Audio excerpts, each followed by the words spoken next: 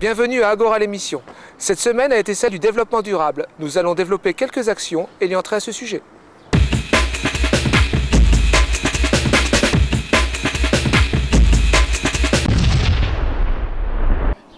Bienvenue au Centre social pour cette nouvelle édition du petit déjeuner de printemps. Nous avons mis cette année sous le signe du bio, non pas parce que c'est simplement à la mode, mais que nous considérons que notre mission au niveau du Centre social est aussi de faire valoir qu'on peut bien manger des produits de qualité. Donc c'est ce que nous avons mis en avant sur les buffets, jus de fruits, pain et tout ce qui va avec, tous les laitages ici sont bio. Aujourd'hui on a fait cet effort-là et on espère que ça va porter ses fruits, une manière de montrer aux familles qu'il était possible de manger sain, on va dire, pour peu cher, peu frais, puisque tous les produits qui viennent d'ici viennent des alentours, des fermiers et même de l'hypermarché qui a bien voulu nous consentir aussi des prix et des produits de qualité. Oui, c'est la première fois. Ah oui. Ah c'est génial, on va revenir, hein, ça c'est sûr, si ça se reproduit, c'est vraiment agréable. Mes enfants ne déjeunent jamais. Et là, ils n'arrêtent pas là, donc c'est super. Aujourd'hui c'est sur le thème du bio. Oui. Est-ce que vous utilisez dans la livraison des produits bio? Non. Pas spécialement, on ne fait pas vraiment attention, quoi.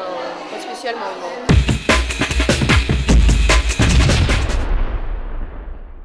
Dans le préau de l'école Langevin, il y avait 15 hublots équipés en incandescence de 75 watts qui viennent d'être changés en lampes d'économie d'énergie d'une valeur de 15 watts.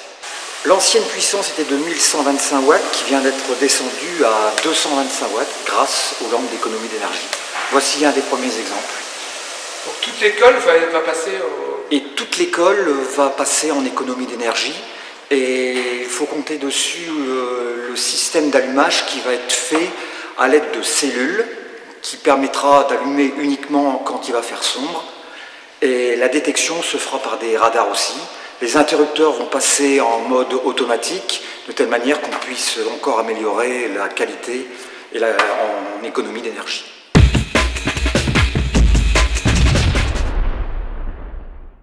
Le 2 avril, la Confédération syndicale des familles de Saint-Nicolas avait organisé un déplacement au Salon de la planète durable à Paris.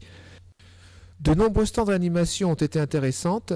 Une animation a particulièrement attiré leur attention, celle d'un vélo électrique. Peux-tu me donner tes impressions après ce tour au vélo assisté électrique? Alors le vélo assisté est très rapide, au démarrage. Après, je trouve que si il faut toujours recharger une batterie, c'est pas ce que je cherche. Puis le prix est quand même un petit peu un frein certainement à un achat futur. Vous comptez à peu près combien pour un vélo de ce type? 1800 €. Quelles sont tes impressions? Sur le vélo, c'est génial. On peut faire du vélo sans trop se fatiguer.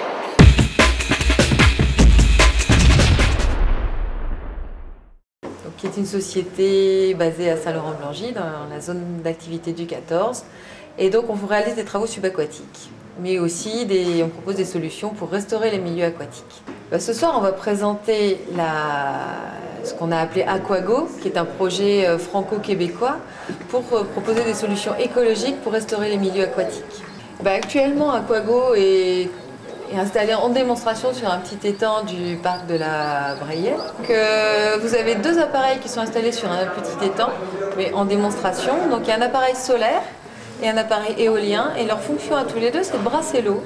C'est d'ajouter de l'oxygène dans ce milieu qui est un milieu stagnant, qui en manque, de manière à pouvoir favoriser la biodiversité et empêcher un processus qui s'appelle l'eutrophisation, c'est-à-dire à pouvoir contrôler la pollution de ces milieux aquatiques.